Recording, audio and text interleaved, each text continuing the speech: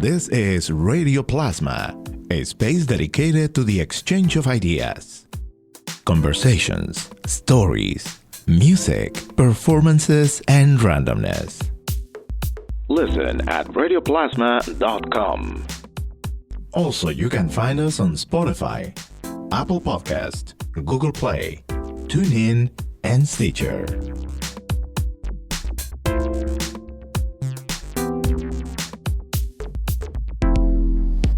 Welcome to Radio Plasma. Today, our very special guest, Doctora Diana Alvarez.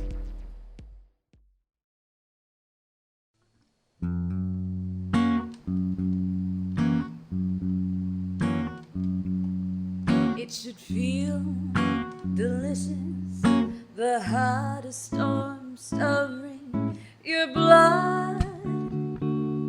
It should feel meticulously messy, like you'll never, never, never. Ooh. It should feel tender as a morning wild, so soon it grows without knowing. It's bright beyond the clearing. Unvetted days, liberation, love. Can you feel? Can you feel?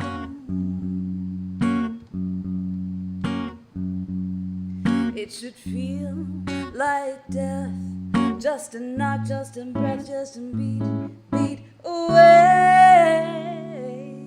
It should feel, it should feel, it should feel mutual. It should feel like prose that never strayed from her mother tongue. It grows without knowing. It's bright beyond the clearing. Unvetted days, liberation, love. Can you feel? Can you feel? It grows without knowing. It's bright beyond the clearing. Unvetted days, liberation.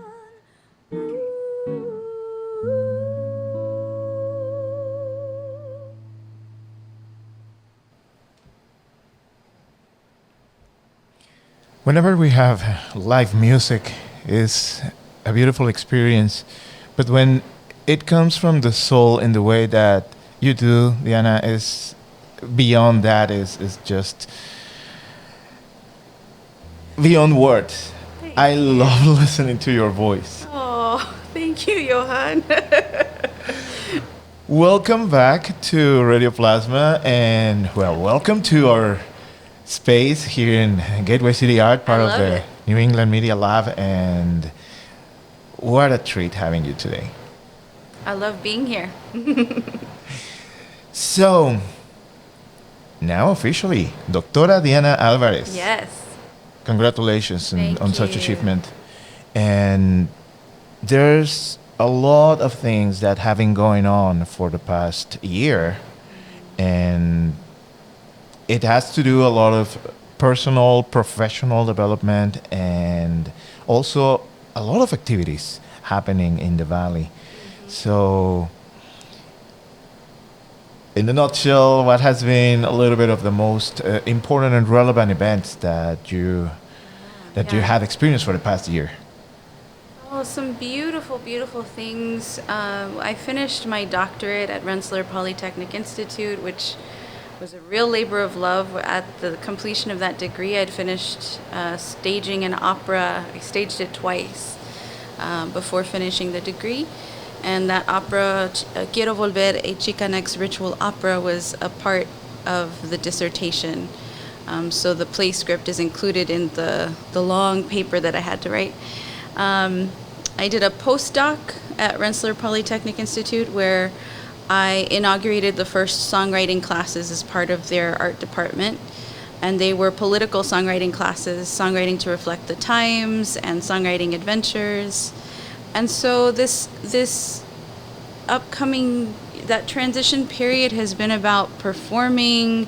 The local community really came out to support me in raising money for my first studio album or EP, which I've started work on.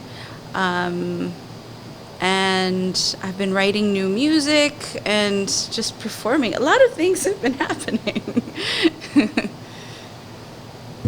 Especially when we see this many events happening, but at the same time how the public and how the community that is surrounding you is showing its support and is showing its reactions to every step of your journey.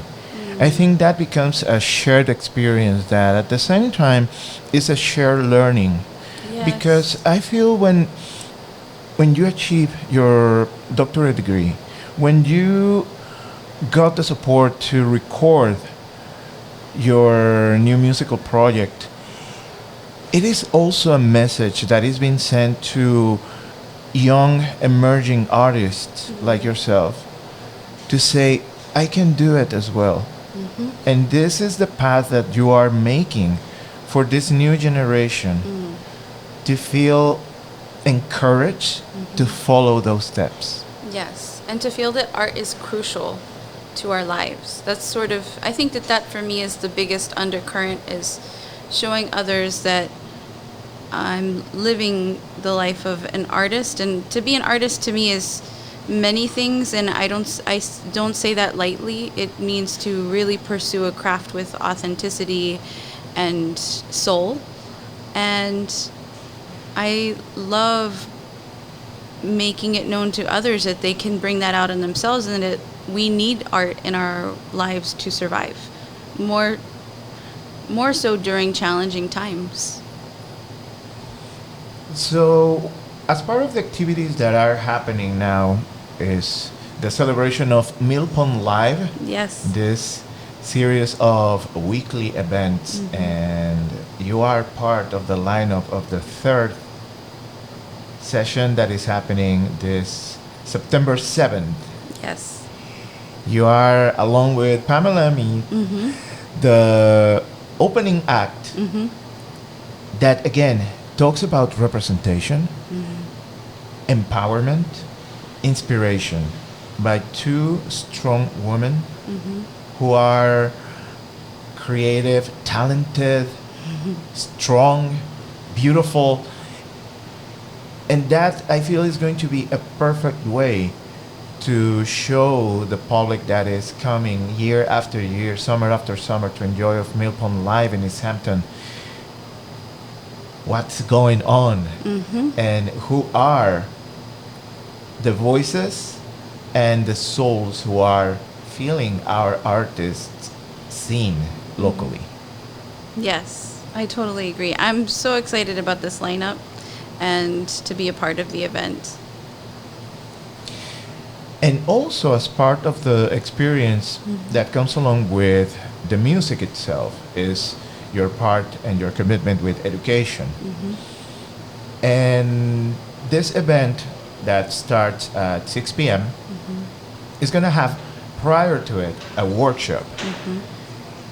And that is another perfect opportunity for the public to get to know a little bit more about your work, the inspiration behind the music that we enjoy when you are on stage.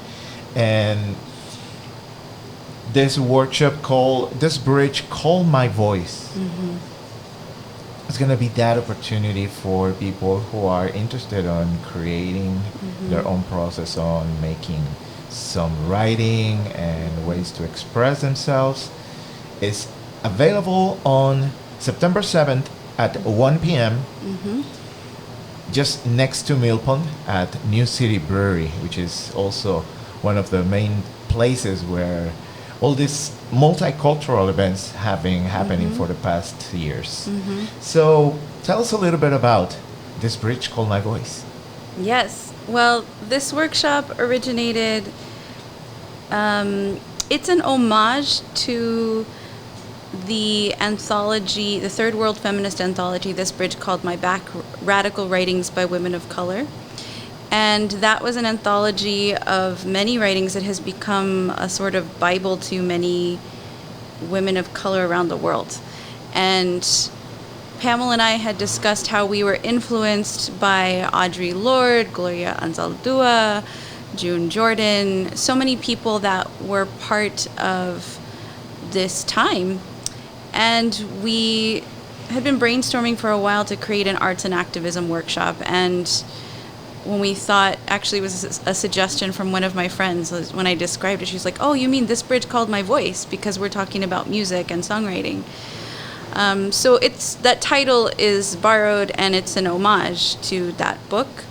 And so for us, it's about creating a space for people to be creative, to show them what we know as songwriters so that they can create their own anthems that speak out in the world. This workshop is open for pretty much everybody, regardless age, level of experience. We said 15 and above, but we've made a few exceptions because I think people are just, as you said, interested. We have a wide range of ages and people coming to this workshop. How the work with you and Pamela has been evolving, because we have seen many of your performances by yourself, and this is part of the journey that you have taken with Quiero Volver, and now looking up to listen the new music that you are in the process of recording. But at the same time, working along with Pamela, you have had another level of experience integrating sounds and ideas and flowing together. So what has been going on between the both of you? Well, I think working with Pamela is wonderful because she has so many,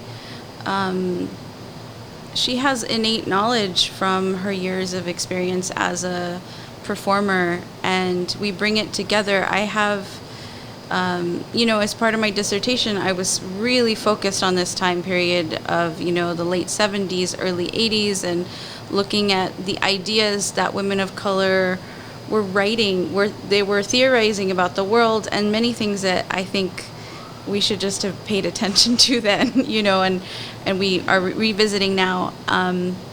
So it's really wonderful to work with somebody who can just turn to her songwriting experience and offer so many levels of feedback, and then to bring my own work as somebody who studied deep listening and who, I teach deep listening, and I often work with my voice students and music students and writing students to feel liberated with their voices, because the voice is a place of a lot of trauma for many people, and they tend to feel it's hard to speak, let alone sing something, and let alone sing something original. So I think that Pamela and I have a really wonderful complementary skill set that we bring together. Even though it says no experience is required, but for whoever is interested in participating of this workshop, what they should be prepared with, and not necessarily that means bringing something already made or written, but the mindset for the workshop. Yes. I think the mindset for this workshop, but for any learning experience, and hopefully we are creating as educators spaces where our students can feel safe and feel that we're working with compassion and openness and non-judgment. That's certainly what we strive for in our work for this workshop. I think it's a mind and a soul with compassion for others, and that applies both to the room as well as to compassion for yourself as you grapple with things that may be challenging. to even begin to write something raw and share it with people in a room is very challenging. So I think just having an open mind and being ready to play, the music and learning about music should always be fun. It's sort of like the song that I just sang is like love should be thrilling and liberating, and that's what music should be as well. Otherwise, it's not worth it.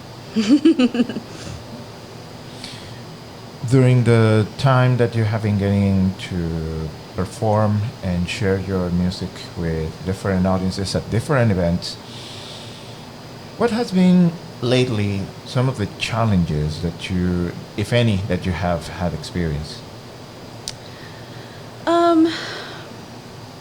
Challenges. I think that, funding is always an issue. People have challenges with funding and learning how all of that works just to be a working artist.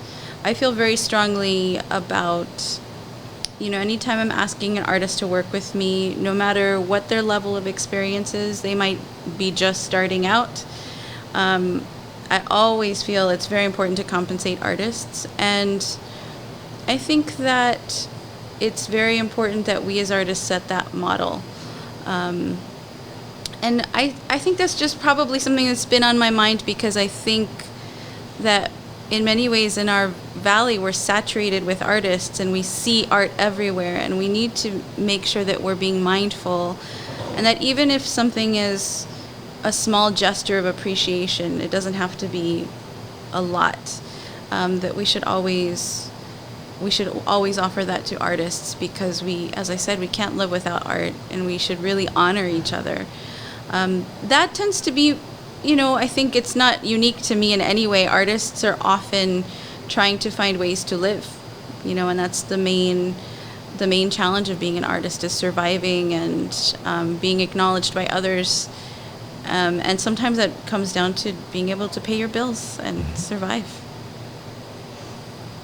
During your process on creating songs and creating messages through your music, what comes first? The lyrics, the sounds, combination of both?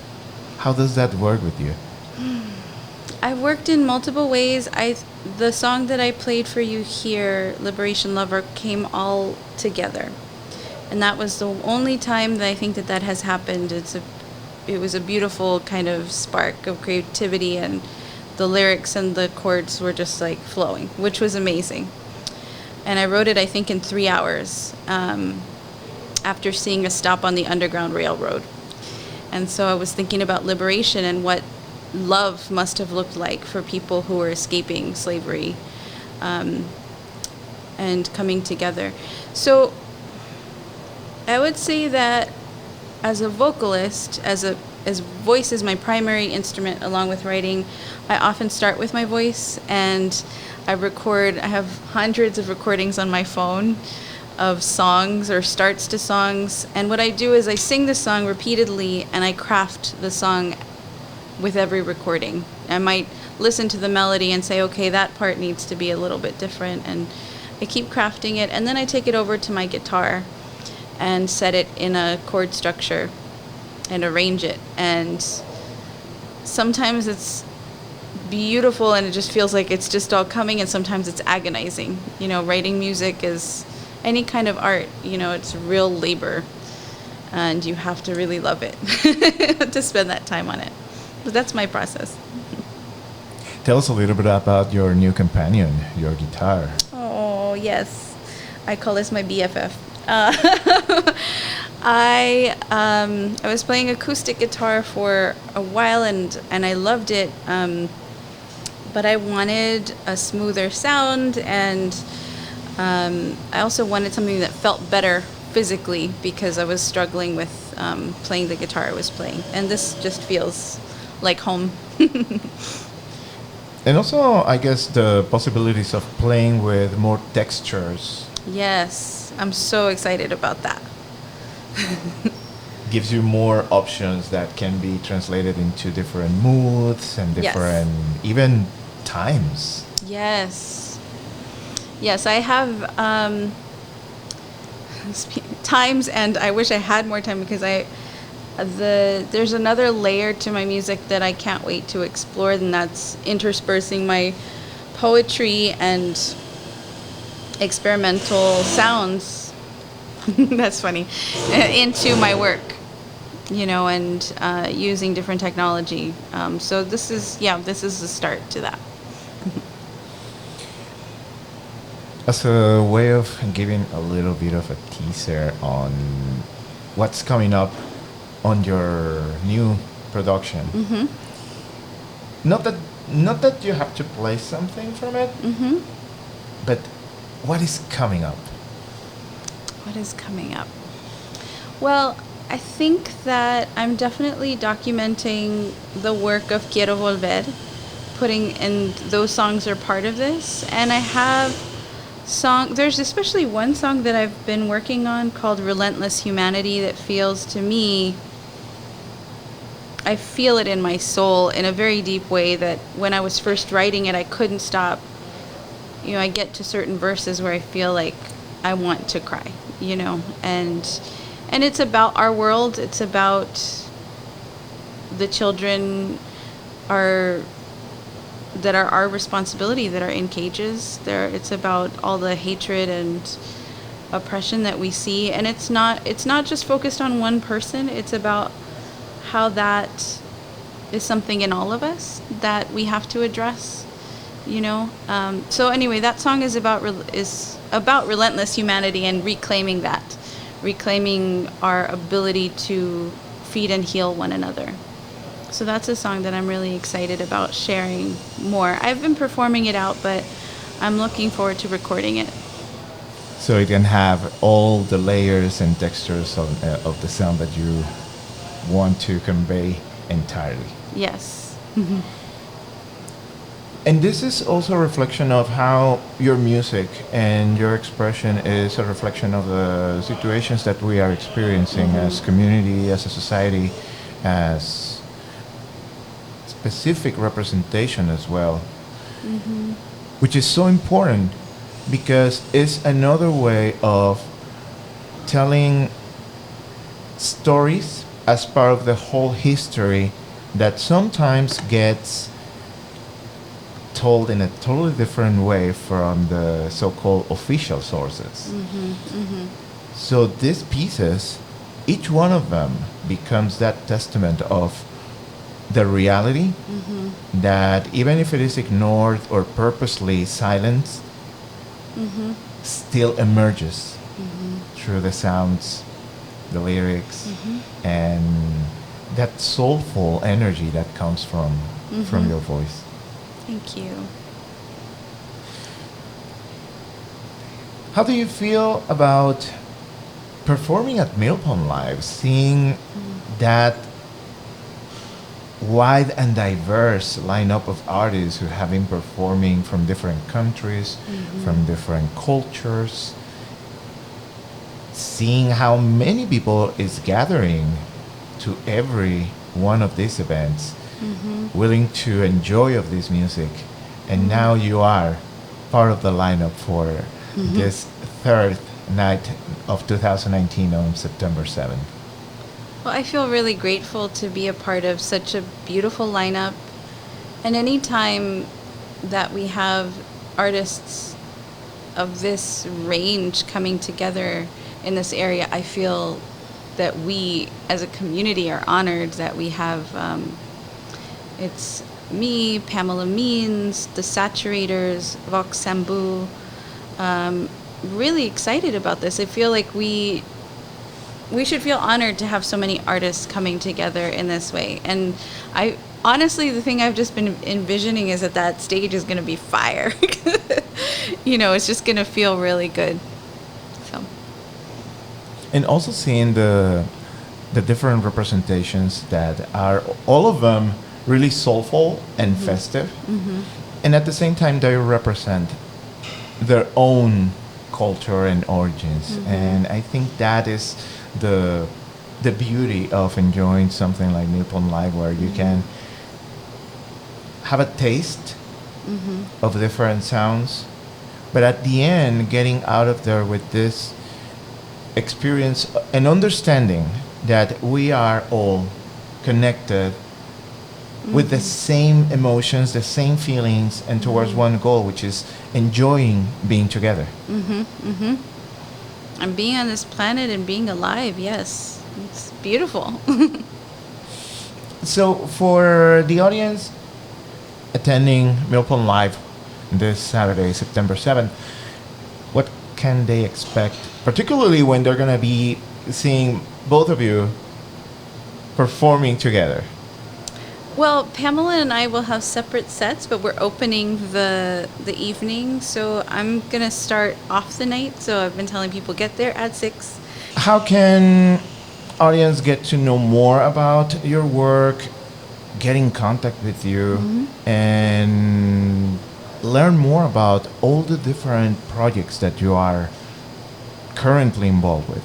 Yes, well, people can go to my website, diana-alvarez.com. Most people follow me. The fastest way is just to follow me on Facebook, Diana Alvarez, and on Instagram, I'm Bruja Juana, which that is named after a persona in. I have a chapbook of poetry, and Bruja Juana became an archetype of this soulful muse, basically. She was named after Sor Juana Inés de la Cruz, the poet. So anyway, that you can follow me on Instagram, Bruja Juana. Email me at diana-alvarez.com. Yeah, there are many ways to reach me.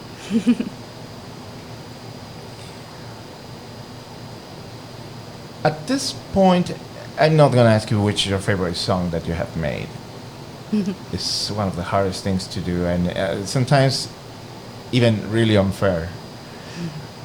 But what will be right now the song that gets more meaning or relevance, considering maybe the times that we are living, or maybe because of the emotions it brings to you, or because the way it happened?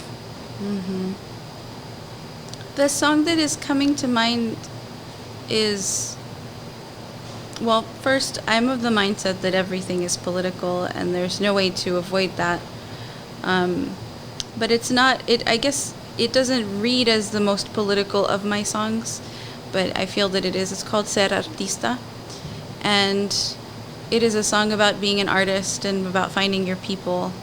And I think that for me, I often use it as an invocation in a space to kind of get people in the mode of feeling, well, what does being an artist mean to me?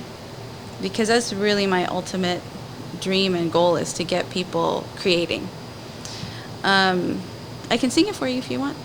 Please. I would love to. Okay.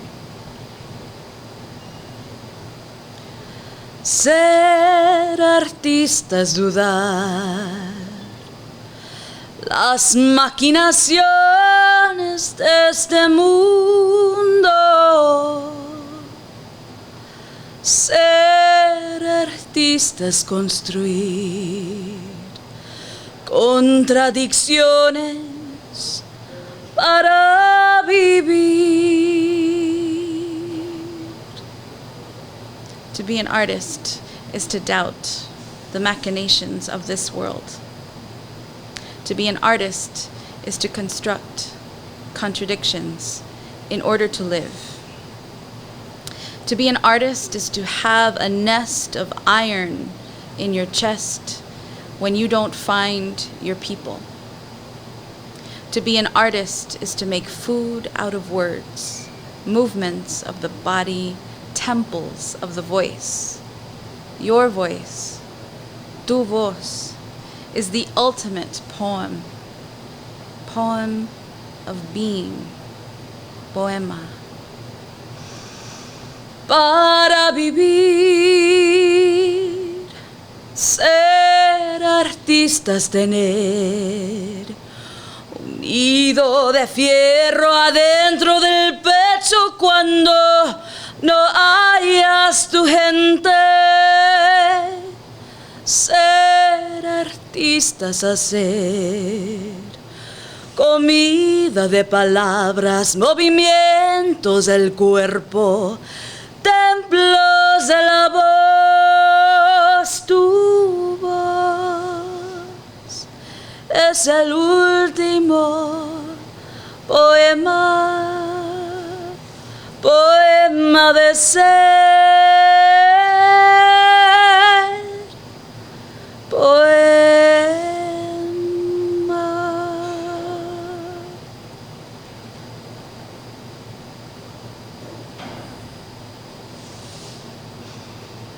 And this is the invocation that I feel also as a blessing for this space.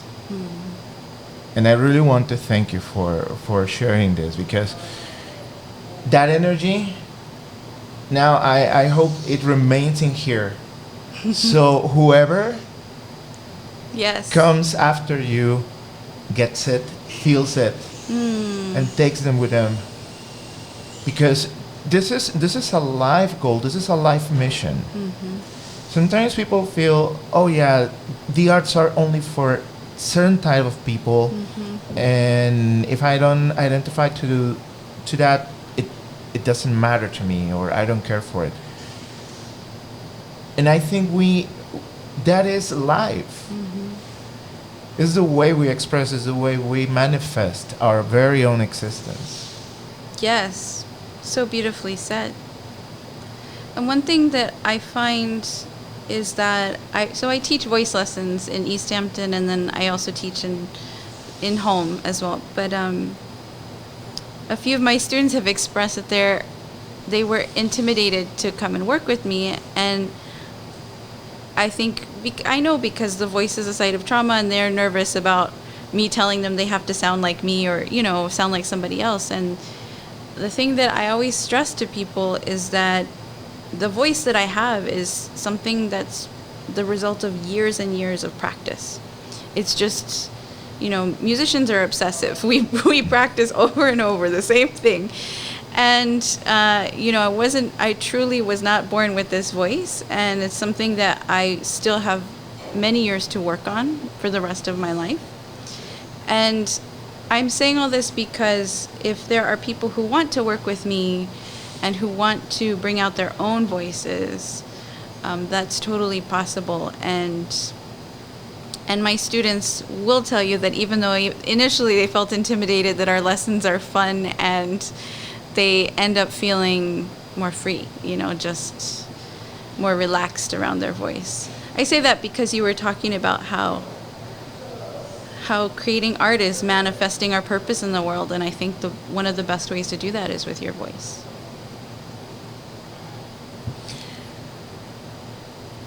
Whenever you have the opportunity to listen to Diana, please do so.